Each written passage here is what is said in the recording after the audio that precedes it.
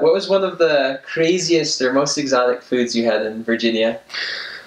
Fufu. Fufu and peanut soup. Most of you, a lot of you will experience it, which is fufu is a Ghanaian food. How am I going to describe it? It's like a raw dal throw into peanut soup and use your hand and just eat it pretty much. Sometimes you have chicken or your meat inside. That's one of it. Or yeah, I'll say that's the most. That's the weirdest food I ever had. What was one of the most crazy or dangerous experiences you had? A lot of people will call cops on you. they are really mad at you knocking on their door. So I never got called on cops, but there's one time I got. There's literally I got in the door and then the guys let us in, and the wife literally pushed my back out from the door, so I got pushed out. So that's kind of crazy. Dangerous. Not really dangerous. The mission is really safe, unless you go to some really hood area. Then just be careful not to be alone, but you're not supposed to be alone anyway, so you're fine. What was a spiritual experience that you had? Well, there's a lot, but a short one. I remember one day walking down the street at night, and nothing really go too well that day. Nothing really happened, but all of a sudden I feel peace, and all of a sudden I'm so happy. I told my companion, Elder Jensen, my trainer at the time, actually, excuse me, like I just feel happy. I don't know why. Later on, I learned that it's the tender mercies of the Lord. As Elder Bednar has given a great talk on that. I learned to recognize the many tender mercies that God has given to us. I learned and experienced the power that come from prayers offered by you, your families back home, and everybody in the temple. And that's just a very spiritual experience, and I rely on that power every day of my mission. One of the greatest life lessons I learned is to rely on the Spirit. Is to first recognize the Spirit, the prompting of the Spirit. That's hard, and sometimes, but perhaps even harder is to respond to the prompting of the Spirit quickly, promptly, because opportunities sometimes only come that quick and then goes. So that's the biggest. I would say that's the biggest thing I learned on my mission. Another thing is to communicate with people, to listen, especially empathetic listening. That will do a lot more good than speaking a lot of time. That's what I learned on my mission. Another thing will be to trust in yourself, and to trust your companion, and to trust in God. Trust that He will always help you to go through the hard times, and He will. Sometimes you feel like there's nothing going on.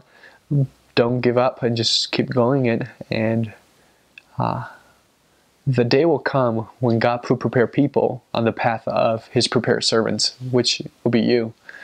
So that's one of the biggest things I learned in my mission. What's one of the greatest skills or abilities you developed as a missionary? Social skill is a huge part. I learned how to talk to people, how to crack jokes, how to break the ice, how to greet people in different languages, different culture. Another good skills, I learned how to plan is a big part, and I appreciate that ability forever. I learned how to plan. I learned how to organize thoughts, notes, and just organize your life pretty much. Cooking skill, teaching skills, cleaning skills.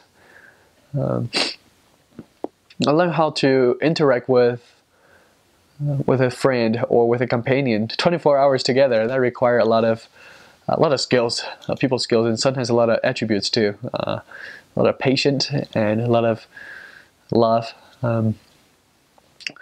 So I think, one of the biggest skill that I learned is I learned how to learn. I think that's why we go to school. That's why we go on the mission, is we learn how to learn. And then so that when whatever we're doing, we can always increase our knowledge, and we can always help others to increase their knowledge as well. Yeah. Awesome. What's the most extreme weather you experienced in Virginia? The most extreme weather I experienced was like summertime on bike. You carry your bike, you open the apartment door, and then that heat, wet heat, and just blows upon you, and I was just drenched. So really, really hot. And then the totally opposite is winter, is super cold. The temperature is not as cold as like Utah or like Montana. I don't know. The temperature is not that low, but because of the humidity, so it goes into your bones. So it's a different and a harsh kind of cold. So that's probably the most extreme I ever experienced. Yeah. What was one of the hardest things that you went through or experienced on your mission? When I feel like I did everything I could, but I still didn't see the result, the fruit that I wanted to see. That's one of the hardest things. And the second one is when your companions do things and think very differently than I do. And that was pretty hard too. So that just need a lot of prayers, a lot of humility of my own part, and a lot of just love and care and service for your companion. What's the best advice you could give to a missionary getting ready to go? 3 things will make you a successful missionaries. First, desire. You need to want it bad enough. You need to believe in yourself that you can change lives, because you really can. You don't need to be the smartest kid. You don't need to be scriptorian. You don't need to be a doctor of any kind. But you need to have faith in yourself, have that desire, want to serve, want to do it, not afraid of making mistakes. And then once you have the desire, personal worthiness. You need to be worthy. You need to be a clean vessel. The Lord will use you as His powerful instruments. So, and it's okay. There are a lot of missionaries struggle here and there. And talk to your mission president openly. He will help you. He will not judge you. And you will not lose any opportunity to learn if you be open with your mission president or your companion. So personal worthiness is the second thing. The third thing is preparation. So study the scriptures. Have to be in preach my gospel every day. Really let chapter 3, which is the lessons, the missionary lessons that you're going to teach, chapter 3 sink into your heart. And chapter 10, chapter 10 will teach you teaching skills. How do I improve my teachings? Master those chapters. Preparation, that's the preparation part. So you have desire, your personal worthiness, and preparation, and that makes you a powerful tool of God. What's the best advice you could give to a returned missionary just getting home? Well, once you return home, if you've seen the movie The RM, it's kind of like that. You realize that life is not easier. It doesn't go easier. It doesn't go easier. That's the bad news. But the good news is that God will make you stronger if you keep God the first place. President Ezra Taft Benson said, when we put God first, all things fall into their proper places or drop out of our life because they're not important anymore. So when you come back, make sure you prioritize God. You put God first.